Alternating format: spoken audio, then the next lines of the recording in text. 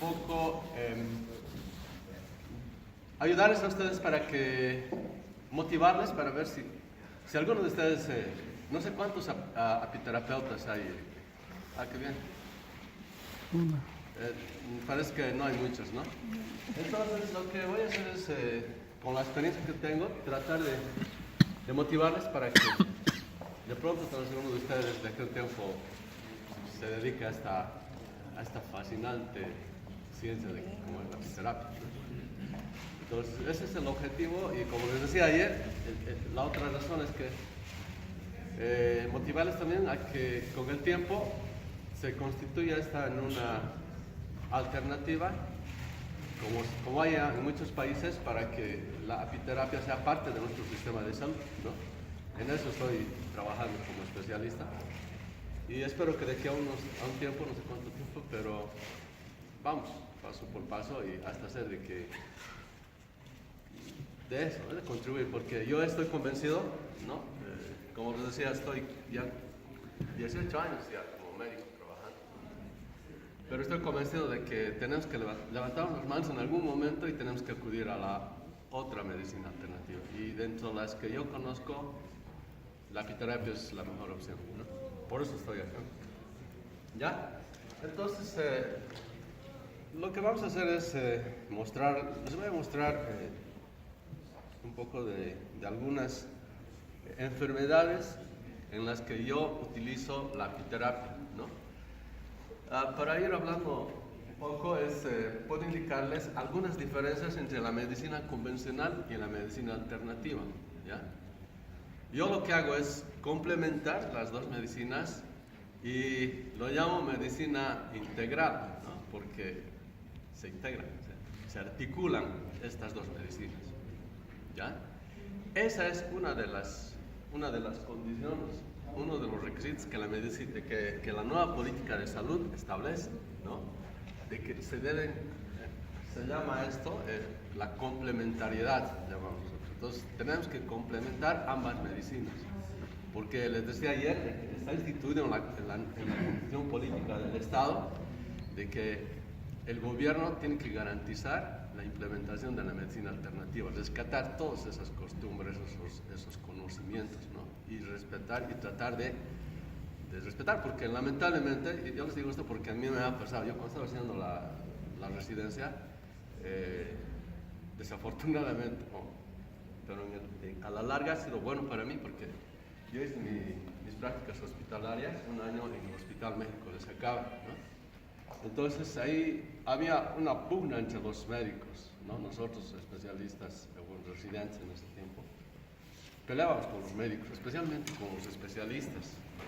Los ginecólogos, los pediatras, qué sé yo, los cirujanos, porque ellos no quieren implementar esta política, ¿no? ¿Por qué? Porque primero va contra sus intereses, ¿no es cierto? ¿No? Va contra sus intereses porque es una competencia la que se va a hacer. Y como yo estoy convencido de que hay momentos en que ya no podemos nada más que hacer, entonces esa pugna, digamos, ese de que no quieran implementarse, ¿no? Además, tenemos que también saber de que lamentablemente hay una hegemonía de la medicina convencional hacia la medicina en nuestra sociedad, y hace de que ellos manejen, ellos controlen, no te dejan llevar.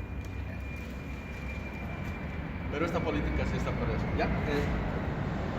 Ahora, ¿cuál es la diferencia entre la medicina convencional? Otra diferencia es que en la medicina convencional se ha especializado tanto de que se maneja así, ¿no es cierto? Hay tantas especialidades, incluso hay subespecialidades de las especialidades.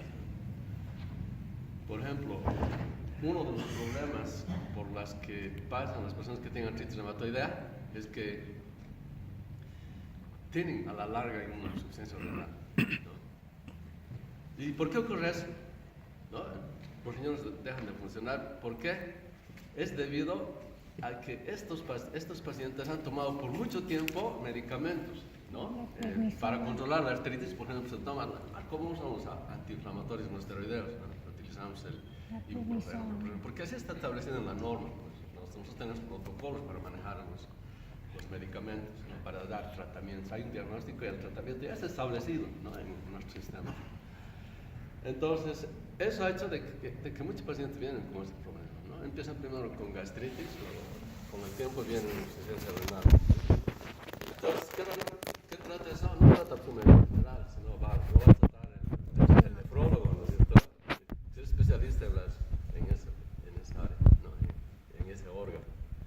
Pero, ¿qué es lo que produce? O sea, si se dan cuenta, en la medicina científica o convencional, el tratamiento está orientado, nosotros llamamos, tiene un enfoque biologicista, llamamos, ¿no? ¿Por qué? Porque ataca al germen, ¿no? No lo trata de manera general, integral, porque nosotros no somos pues solamente riñón, ¿cierto? No, estómago.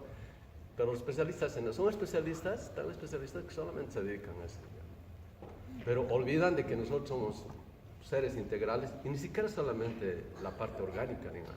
Nuestro cuerpo está conformado todo nuestro cuerpo por órganos, por sistemas, ¿no? A veces olvidan eso, ¿no? Es más, o sea, nuestro sistema está tan, no sé, es tan estresante que nos dan incluso tiempos para tratar al paciente, ¿no? Es muy diferente. Cuando yo trato a mis pacientes en la consulta particular, me toma todo el tiempo, puedo estar 1 hora con el paciente, ¿no? Entonces ahí voy tratando desde el aspecto emocional, ¿no es cierto? Hay algunos pacientes que solamente con animales, con motivarles, salen de su estado de depresión y automáticamente empiezan a motivarse y hasta sanarse, porque esto está comprobado, ¿no? El 80% de las enfermedades son psicosomáticas, empiezan en la mente y se va a somatizar, entonces va hacia el cuerpo, ¿no? Hablamos del aspecto del entorno, del medio ambiente. Esta nueva política habla bastante, la política SAPSI habla bastante de las determinantes sociales, ¿no? Les voy a poner un ejemplo que siempre les pongo cuando expongo, no solamente como en este caso, sino también a las autoridades, ¿no? A los mismos médicos, porque eso es nuestra función, tenemos que ir a socializar esa política. Y les hago el ejemplo claro, que quiero que tomen en cuenta esto para que vean la diferencia. Cuando viene un paciente por ejemplo, con una diarrea, ¿no? Yo sé que ustedes saben cómo tratar, ¿no? Las comunidades desde siempre han perdurado y han creado mecanismos de defensa y de cómo superar sus enfermedades. Porque si no, no existiría pues, a nuestras alturas la medicina tradicional, ¿no? De los carabáis, los médicos naturistas, hasta ahora perduran, sin haber tal vez hecho estudios científicos, ¿no? Pero sí son eficaces, ¿no? Entonces la diarrea, ¿saben cómo se cura? ¿Qué hacen los médicos? Dependiendo de si es viral o si es bacteriano, tratamos de determinar a través del laboratorio o de la misma prueba, sacamos el coproparasitológico y determinamos qué es, ¿no? Si es una diarrea, digamos, porque generalmente los niños vienen y se comen alguna cosa, esta diarrea se pasa, no hacemos tratamiento, ¿no? que tiene relación con un componente viral. O sea, lo que damos, la norma está establecida, ¿qué hacemos? Damos sales de rehidratación oral, ¿no? Si tiene fiebre le damos antipiréticos, ¿no? En algunos casos no está establecido nuestro sistema en la norma, pero damos sustancias que regeneran la flora bacteriana, ¿no? El florestor, ¿no? Entonces así tratamos, ¿ya? Pero, a ver, ven esta diferencia. Los médicos llegan hasta ahí, tratan sus síntomas, por eso es enfocado a los síntomas, ¿no? Y luego se va el paciente. Pero yo les pregunto, ¿será que es suficiente eso? Si no le enseñamos tal vez a la madre a tener más higiene, que debe lavarse las manos, ahí escuchaba en una exposición, la forma como tiene que lavarse las manos es un hábito de lavar los alimentos. Entonces, si hablamos de los hábitos, estamos hablando de nuestros estilos de vida, ¿no? Que es una de las determinantes, ¿no? Estilos de vida. ¿Por qué están apareciendo ahora enfermedades que anteriormente no se conocían? O sea, sí había, pero no había con esa misma frecuencia que ahora, ¿no? Hablamos, por ejemplo, de la diabetes, ¿no? Sí había, pero no era tan frecuente como ahora. De acuerdo a los datos estadísticos, se dice que más del 50% están entre prediabéticos y diabéticos, ¿no? Entonces, son como consecuencia de nuestros estilos de vida, el estrés, ¿no? Allá en Cochabamba, por ejemplo, esa vida tan agitada, ¿no? El mismo smog, los alimentos, ahora ya no tenemos como antes, cuando dependíamos de nuestros papás, nuestras mamás se daban tiempo pues, de criarnos, tratarnos con amor, con paciencia. Nuestras madres nos cocinaban con alimentos más sanos, ¿no? Ahora, ¿qué hacemos? Estamos viviendo una vida tan convulsionada. Es realmente sorprendente que los padres salen a trabajar. Ya no es como antes que solo el papá salía, la mamá sale y los hijos están comiendo lo que pueden, ¿no? Entonces, comida, lo que llamamos comúnmente la comida chatarra, con conservantes, ¿no? Con sustancias tóxicas, y eso afecta a nuestro organismo, ¿no? Más el estrés, y eso es una de las causantes de la diabetes, ¿no? Y otras enfermedades autoinmunitarias que han aparecido, ¿ya? Entonces, ese aspecto no vemos en la medicina convencional, ¿no? Nos dan tiempo, 10, 15 minutos tenemos para atender a un paciente. ¿Qué vamos a hacer en 15 minutos? A la rápida hacemos y ya, vaya. Porque no nos da tiempo, tienen tantos pacientes, ¿no? Entonces, descuidamos ese aspecto emocional, incluso el aspecto espiritual, ¿no? Tantas personas que creen en sus divinidades, en Dios y todo. Todos esos factores afectan el medio ambiente donde vive, esos son los determinantes, ¿no? En el caso de la diarrea les decía, ese niño va a volver si no aprende si su mamá no se lava las manos y no le enseña al niño a lavarse las manos, a lavar los alimentos, ¿no? De pronto tal vez el problema no es ese, sino es la falta de letrinas, por decir, de baños, ¿no es cierto? Eso también hacen sus necesidades biológicas al aire libre. Si no es porque hay lluvia, arrastra el agua y igual, no le llega a los alimentos, ¿no? O si es el sol, igual, lo seca, se vuelve polvo y el polvo igual llega, ¿no? Entonces, es otra causa. O de pronto tal vez es el estanque que han construido, no es ese tratamiento del agua y no es agua apta para consumo humano, ¿no? Entonces, es otra causa, otra determinante, ¿no? Entonces, tenemos que atacar todos esos factores, ¿no? Y eso requiere tiempo, estar con el paciente, hablar, determinar. O de pronto tal vez su diarrea sea un problema hereditario, ¿no? O ya tantas enfermedades como el colon irritable, que también producen diarrea, ¿sí? Pero nosotros lo que hacemos es eso. Patología que tiene diarrea, antidiarreicos, tiene una gripe, una gripe. Esa es la diferencia, ¿no? Y nosotros manejamos integralmente, ¿no? ¿Ya? Entonces, en ese sentido vamos a ver algunas enfermedades y vamos a tratar de enfocar lo más elemental para que ustedes tengan una idea y de pronto, tal vez de aquí a un tiempo, podamos ser colegas en la terapia, ¿no? Ya. Ahora, vamos a hablar de una... Y otra cosa más para ver... nos vamos a detener más en el tratamiento alternativo, ¿no? Yo les decía, yo hago un tratamiento integral, les decía, ¿no? Les voy a dar algunas pautas generales de cómo hago este tratamiento. Ahora, vamos a ver, por ejemplo, esta es de la artritis reumatoidea, por eso es la que he iniciado con este tratamiento. Mi mamá tenía artritis, he aprendido de la terapeuta y lo he practicado. Cuando empecé a abrir mi consultorio, solamente lo he hecho para tratar estas patologías porque están en un proceso de aprendizaje todavía, ¿no? Y me ha ido bien. Por ejemplo, les cuento de que trataba a los pacientes con artritis y ellos mismos venían, los mismos pacientes, tenían dolor, es lógico, ¿no? Tanto tiempo como Inés y venían con dolor de estómago y ellos mismos se curaban de su gastritis. Entonces yo no sabía eso. Lo descubrí a través de los pacientes. Y he terminado, no hace mucho, que yo tenía gastritis y me he curado así, de esa forma, ¿no? Pero sí he hecho estudios, he investigado, ¿no? Les decía ayer, la revista cubana es la más completa y tratamientos alternativos de varias patologías. Ahí pueden recurrir, ahí están ya con hechos, ya estudios, ¿no? Investigaciones.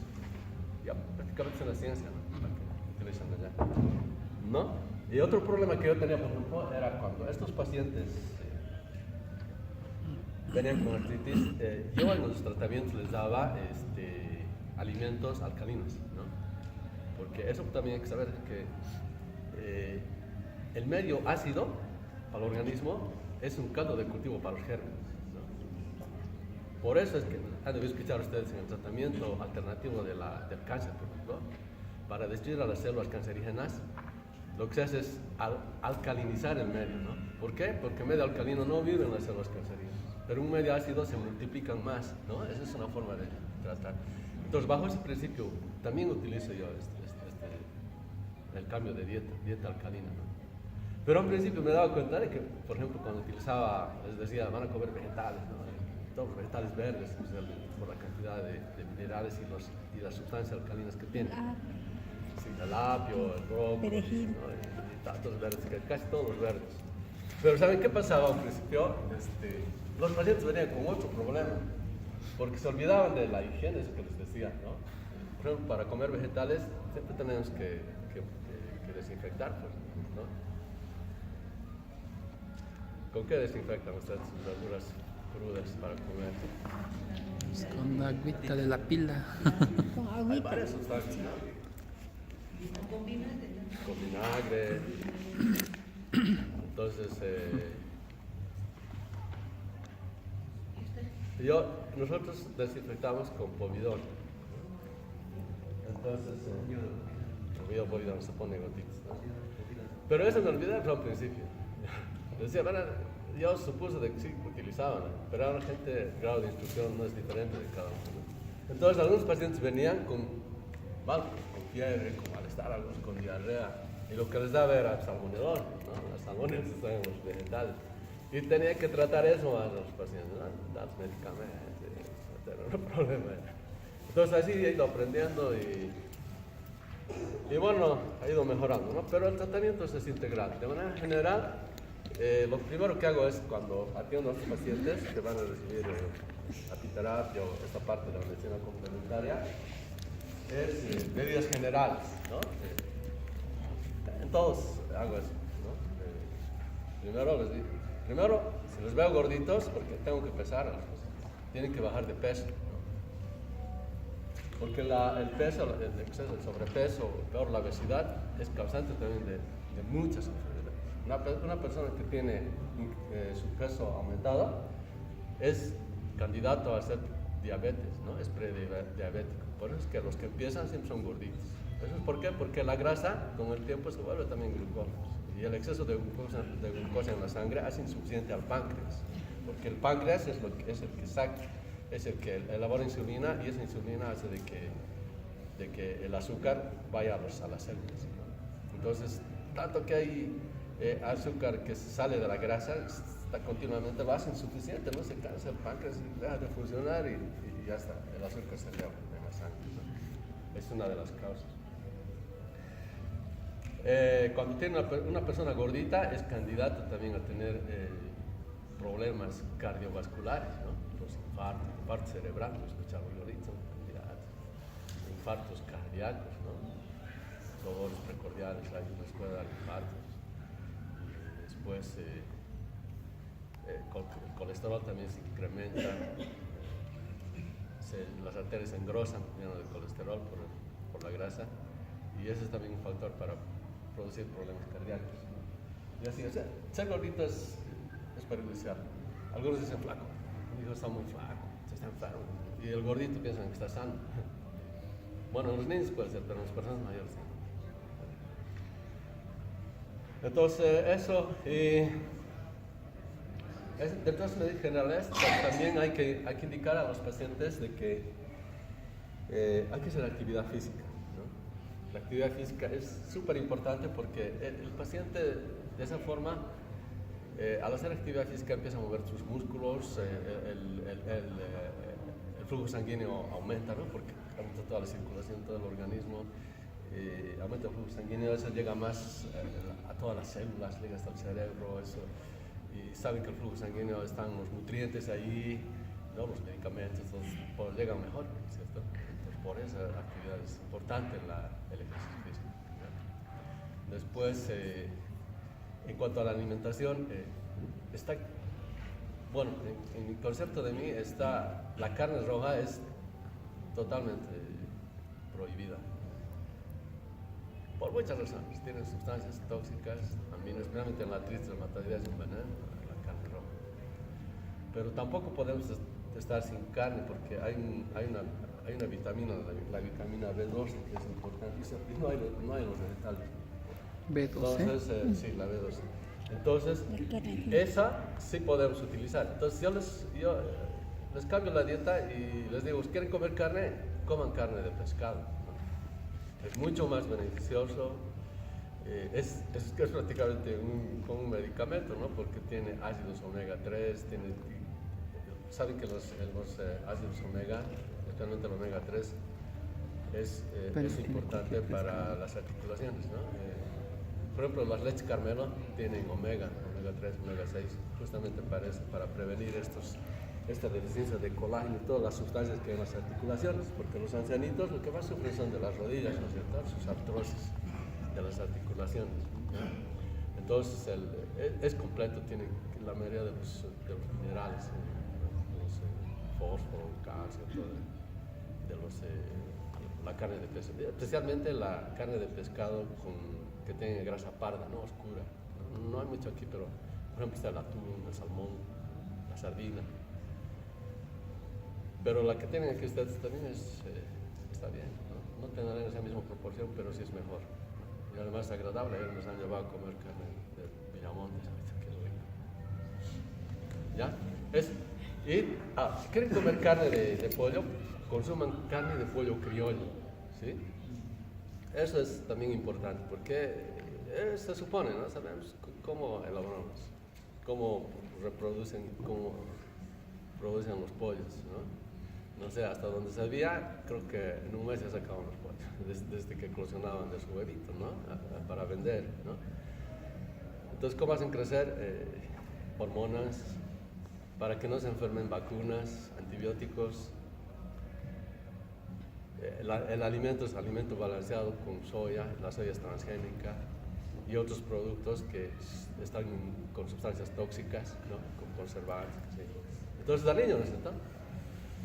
Por esa razón, tampoco yo les prohíbo que consuman carne de pollo de granja, ¿no? El criollo sí es más sano. Es más difícil de consumir, sí, porque hay que cocer varias veces, no quita la carne, pero es más saludable, ¿no? El huevo de la misma forma, huevo criollo, ¿no? Ahora, el maestro que yo tenía, el apicultor, él tenía su propia granja, su huerto, y él mismo producía sus hortalizas, ¿no? Brócoli, cebollas, tomates, todo. Era orgánico. Entonces, alimento. Sí. Si tengo dos opciones solamente, pollo y carne, ¿cuál es mejor? ¿El pollo o la carne? La carne blanca. Sin tener, digamos, no tengo... Chanchito. No hay opción. La carne blanca. ¿El pollo? Claro, de pollo. ¿De vaca o de pollo? No, la de vaca es roja. La carne roja es por... Pero el de pollo no está más contaminado que el de la vaca. Pues por criollo. por esas sustancias que les dije, sí. Pero para las enfermedades, especialmente para la artritis, la carne roja es veneno, ¿no? Por la cantidad aparte de las proteínas, hay varias sustancias, ¿no? Una de ellas, por ejemplo, son las aminas, ¿no? Y eso, sí.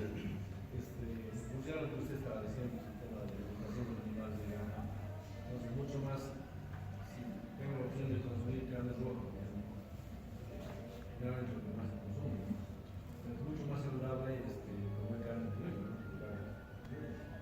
Claro, de vaca creo. Nosotros hacemos eso alguna vez, no comemos mucha carne en casa, pero mi esposa va a Tiquipaya, ¿no? Y ahí venden carne criolla, carne de res criolla, que es mucho más sana, pero Igual es que menos dañina que la que traen del Ben y de esos lugares, ¿no? Justamente por la alimentación, el alimento balanceado y los componentes químicos y todo, ¿no? Entonces, así, pero no, la carne roja es muy dañina por todos los componentes que tiene. A ver, dejen de comer carne, automáticamente van a empezar a mejorar, si tienen dolores articulares. Mi mamá vendía carne. Y eso es verdad, porque yo he pasado por eso. Cuando estaba, el tiempo hace 2014, cuando estaba en este proceso, estaba investigando todo. He hecho la prueba yo con mi familia, ¿no? Entonces hemos empezado, yo estaba empezando a tener incluso principios de artritis, ¿no? He dejado de comer y es hábito, ¿no? Entonces, tranquilo. ¿No? Otro requisito es tomar líquidos, no tanto, digamos, agua mezclada, sino solamente líquido, agua pura, ¿no? Ya, bueno, hay varias teorías. Hay una área que es la ¿cómo se llama? El tratamiento con agua, ¿no? Agua terapia, cosas. Pero hay documentos, entran en internet, van a ver qué importante es la forma como se consume el agua, ¿no? Agua hay que siempre hacer de que salga burbujas porque eso es más beneficioso, ¿no? Agua tibia en vez de agua fría, todo eso. Tomar 3 litros de agua está establecido así porque nuestro organismo, las 2/3 partes es líquido, ¿no? Necesitamos agua, ¿no?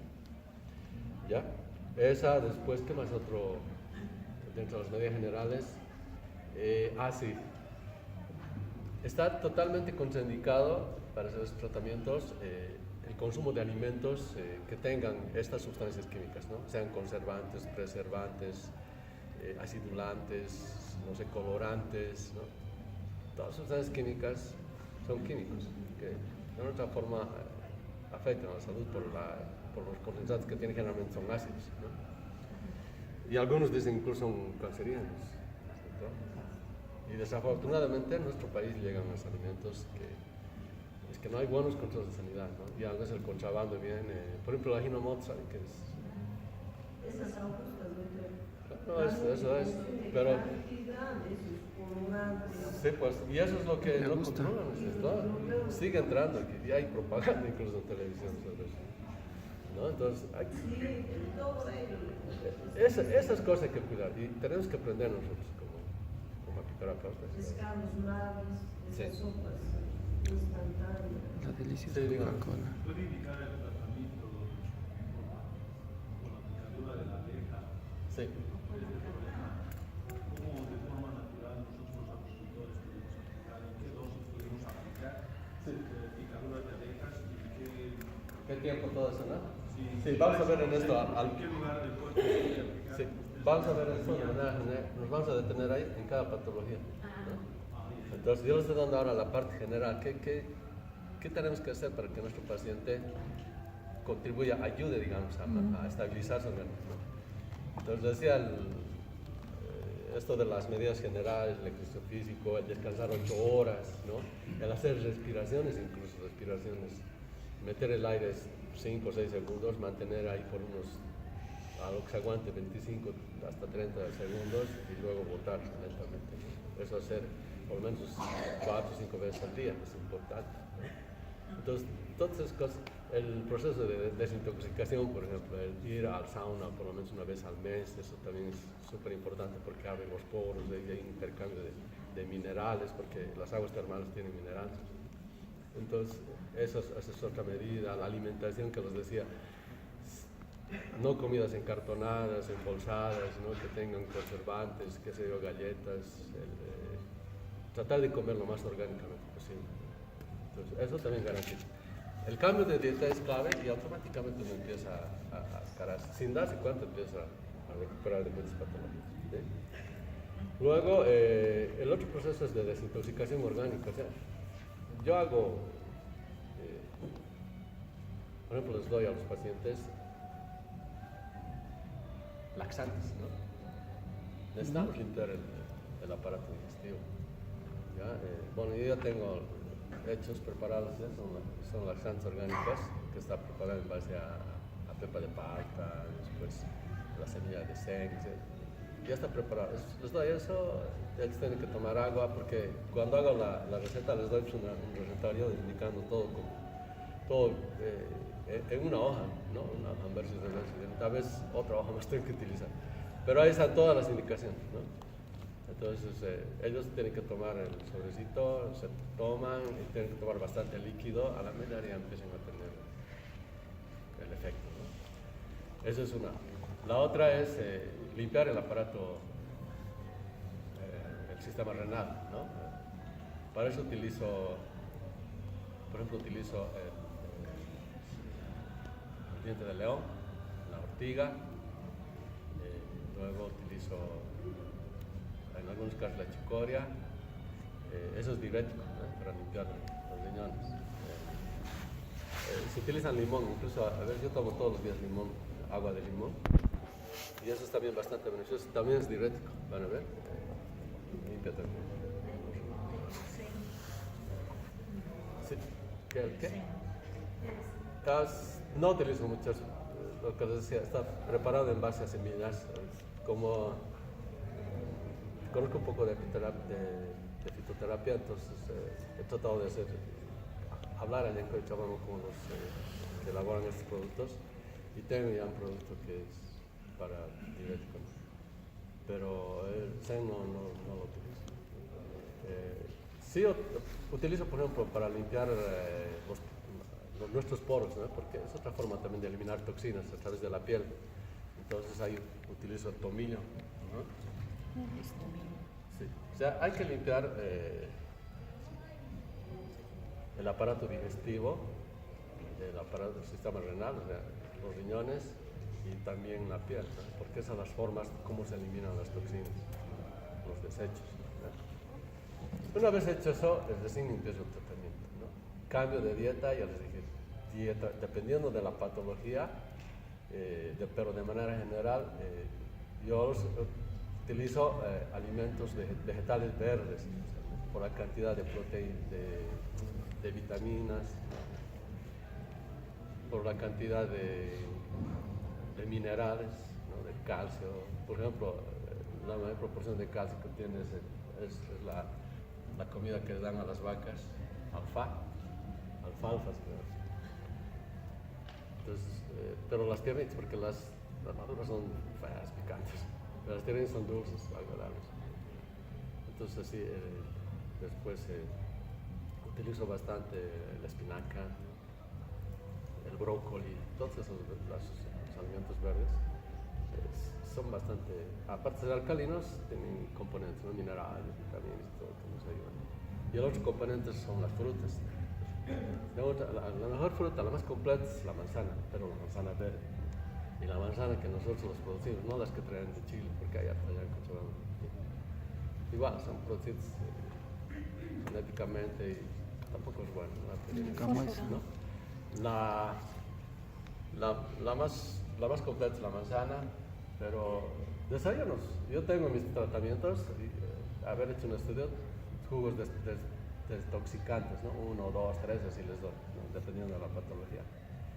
Y son mezcla de verduras con frutas, ¿no? Apio, beterraga, mezclado con papayas, dependiendo de cada patología, ¿no? Entonces ya tengo, así como tenemos en medicina protocolos, así ya tengo para las recetas, ¿no? Eso, y luego utilizo la apiterapia. De manera general, en la apiterapia utilizo la miel, ¿no? Ayer hemos hablado de sus efectos. Una cucharilla de miel, para cada toma, una cucharilla de miel. Si tengo que mezclar, lo voy a mezclar con propóleo. El propóleo es, cuando se prepara al 20%, que está estandarizado esto, ya casi todos utilizan así. Se utiliza del peso total, decía, yo tengo 70 kilos y tengo que tomar 35 gotas, ¿no? La mitad de mi peso, ¿sí? En cada toma. Y el otro, la jalea real. La jalea real se puede mezclar la cucharita, porque con cucharitas vienen. La que utilizo son de 30 cc. Puedo utilizar por vía sublingual, ¿no? Se va bajo la lengua y el efecto es inmediato. O también se puede mezclar con la miel y el propóleo, ¿no? Una cucharillita, sí, la jalea real solo una cucharilla que se utiliza al día, ¿no? Pero el propóleo sí se puede utilizar dependiendo de las patologías, ¿no? Se puede utilizar hasta 3 veces al día, ¿no? En algunos casos echamos hasta 4 veces al día, no pasa nada, ¿ya? Eso es, miel, propóleo, el polen también, una cucharilla junto con la miel y el polen, ¿no? Dependiendo, en el caso del ejercicio yo no utilizo el polen porque tiene proteínas y eso a veces ataca peor a las articulaciones, ¿no? Pero para otros casos sí se utiliza. ¿Ya? Eso, y en algunos casos utilizo algunos otros medicamentos de fitoterapia, sus plantas medicinales, pero generalmente más utilizo estos productos. ¿Sí? Y ahora vamos a ir viendo de manera rápida algunas enfermedades. Una de ellas es la artritis, ¿no? Ahora, para que vayan aprendiendo, todo lo que vean en medicina itis es un proceso inflamatorio. ¿No? Y en este caso de la AR, generalmente estas palabras vienen del latín, ¿no? AR es articulación. Entonces es la inflamación de las articulaciones, ese es el nombre, ¿no? Vean ahí ¿se ve el dibujo? Una articulación normal de las articulaciones de las manos, de los dedos de la mano, y la otra es la articulación que ya tiene deformidad, ¿no? Y eso vamos a ir viendo en su fisiopatología, que aparentemente este dibujo nos muestra de que por la deformidad o el desgaste que tienen las articulaciones es da lugar a una artritis, ¿no? Eso sí está como... Ya, ¿cuáles son los factores de riesgo? La predisposición genética. Yo he heredado mi artritis de mi madre. Mi madre tenía artritis y yo tenía principios de artritis, ¿no? Pero ya no los tengo ahora.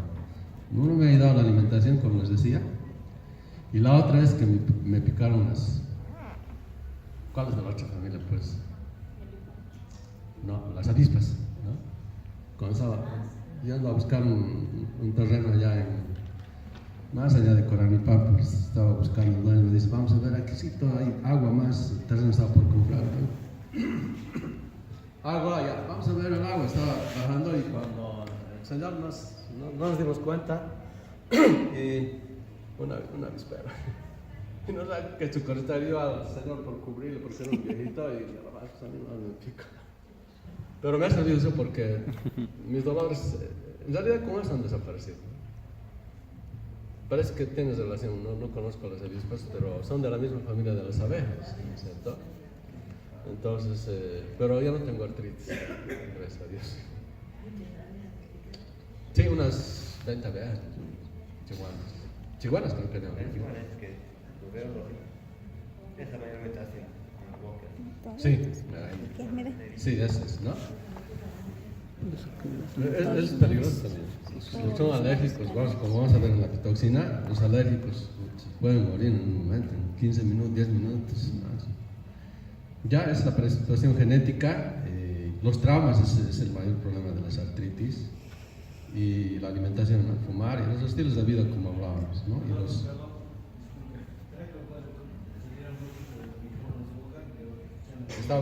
ya no estaba escuchando, ya. Ya vamos a la fisiopatología. ¿Qué hace qué ocurre para que se produzca la artritis? ¿No? Ven a un lado, al lado izquierdo está una articulación sana, ¿no? Si ven es uniforme, los ligamentos están ahí bien uniformes, el cartílago también completo, ¿no? Los huesitos están completos, el líquido sinovial ese verde está también la inflamación. bien uniforme, ¿no? Pero vean al lado la articulación lesionada, ¿no? Casi prácticamente desaparece la superficie, el cartílago, que está en color celeste, ¿no? Los huesitos empiezan a perder, a destruirse, ¿no? Por eso hay esa deformidad, ¿no? Hay un proceso inflamatorio que el líquido sinovial es el líquido que es como un aceite en la articulación que se mueve.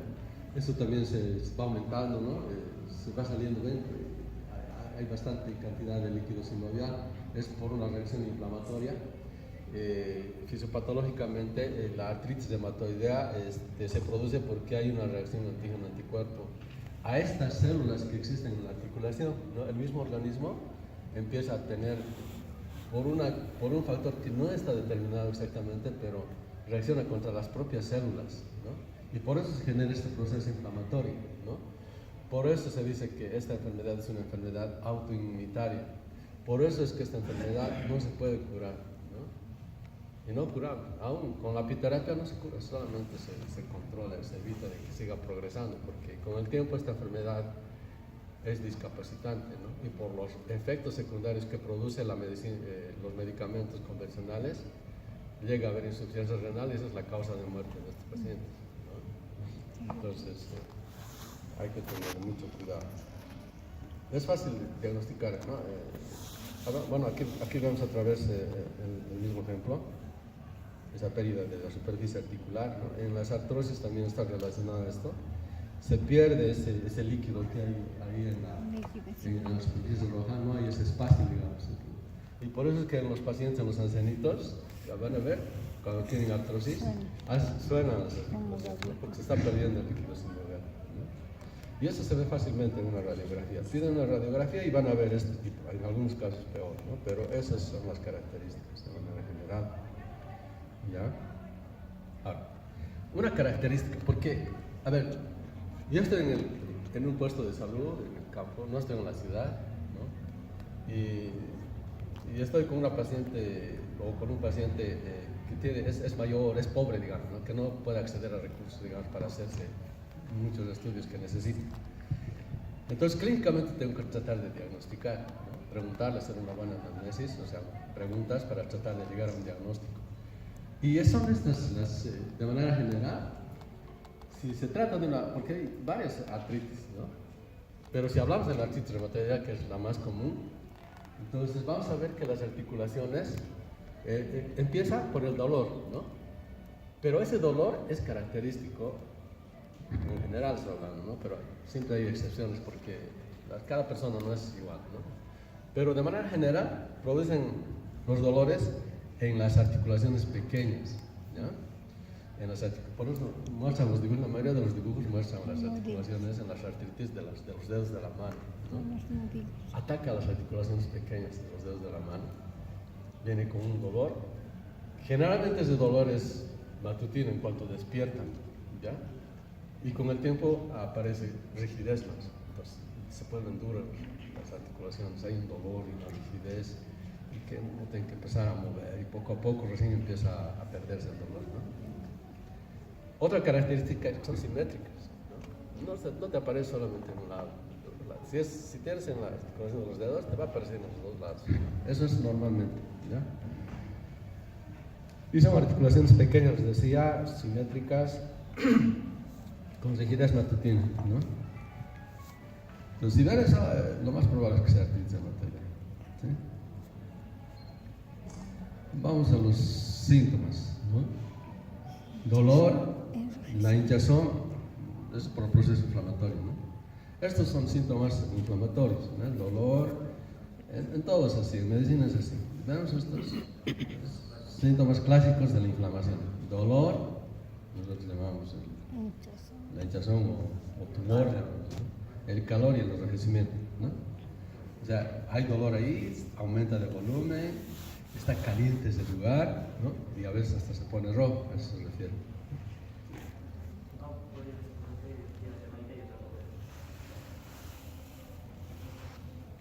Aquí está. Otra vez, dolor, rigidez, hinchazón, dificultad para mover, ¿no? Síntomas más comunes. ¿Ya? Ahora, cuando la artritis es deformante, he visto algunos pacientes así, de esa forma, ¿no? Bueno, son nombres que le damos en medicina, pero de manera general hay una desviación de las articulaciones, tanto lateralmente como también de adelante hacia atrás, ¿no? Entonces, por eso vemos así, le dan nombre, el dedo enojado, ¿no? Parece enojado por la deformidad que parece, ¿no? O dedo en cuello de cisne también, ¿no? O dedo en martillo, pero de manera general es deformidad de las articulaciones de los dedos, ¿no? Y ves, muestra los dedos de la mano, porque ahí es donde aparece. Hacemos criterios de diagnóstico nosotros cuando diagnosticamos así de esta forma, ¿no? Clínicamente. Bueno, el factor reumatoidea es, se pide laboratorios, se pide un laboratorio para, se pone en el laboratorio el factor reumatoide y el anti-PCC, y esto es lo que determina, ¿no? Nos ayuda a diagnosticar, pero lo más importante es la clínica, y con esto nos reforzamos, digamos, nuestro diagnóstico, ¿no? Y aquí está la clínica y la radiografía, ¿no? En la radiografía vamos a ver como en el dibujo ese tipo de deformación, ¿ya? Eso es de manera general. Ahora, el tratamiento con la apiterapia es Como les decía, la desintoxicación orgánica, hemos hablado, la dieta alcalina, frutas, verduras, carnes y derivados, la miel con propóleo, aquí está cada 8 horas, hasta controlar los dolores. Normalmente hago eso 3 veces al día, desde cada 8 horas. ¿No? Y la pitoxina, ¿no? La pitoxina, ahora, el procedimiento, o sea, la forma fisiológica, cómo actúa la pitoxina, se utiliza generalmente, algunos apoterapeutas utilizan en las regiones paravertebrales, los músculos paravertebrales, ¿no? De la columna vertebral al lado. Porque